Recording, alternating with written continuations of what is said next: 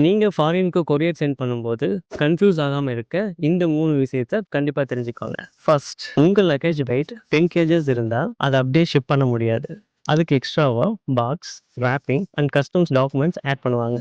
So அப்ப final packing முடிஞ்சு அதோட வெயிட் 1 ஆர் 2 கேஜஸ் எக்ஸ்ட்ராவா இருக்கும். Second, weight calculation. நீங்க இன்டர்நேஷனல் ஃப்ளைட் ட்ராவலரா இருந்தீங்கன்னா, இது கண்டிப்பா உங்களுக்கு தெரிஞ்சிருக்கும். நீங்க டிக்கெட்ஸ் புக் பண்ணும்போது ஏர்லைன்ஸ்ல வெயிட் அண்ட் டைமென்ஷன் லிமிட் குடுத்திருப்பாங்க. For example, maximum 23 KGs or அதோட dimension length plus width plus height 158 சென்டிமீட்டருக்கு மேல இருக்கக்கூடாது. லைக் தட் சேம் நீங்க கொரியர் சென்ட் பண்ணும்போதும் அதோட actual wait or length into width into height divide by 5000 which is higher அதை தான் சார்ஜ் பண்ணுவாங்க. Third, insurance claim. நீங்க வேல்யூபிள் ஐட்டம் சென்ட் பண்ணும்போது அது டிரான்சிட்ல டேமேஜ் ஆர் லாஸ்ட் ஆச்சுன்னா அதை உங்களால ஃபுல்லா கிளைம் பண்ண முடியும். அதுக்கு நீங்க எஸ்டிமேட்டட் இன்வாய்ஸ் வேல்யூ கரெக்டா மென்ஷன் பண்ணிருக்கணும். As per government norms up to 25,000 வரைக்கும் ஒரு ஏர்வே பில்லுக்கு நீங்க டிக்ளேர் பண்ணலாம். தென் அதை பேஸ் பண்ணி தான் உங்களுக்கு டியூட்டிஸ் அண்ட் டாக்ஸஸும் வரும். அண்ட் பார்சல் டெலிவரி ஆன வாட்டி நீங்கள் பார்சல் ஓப்பனிங் வீடியோ எடுத்துருக்கணும். ஸோ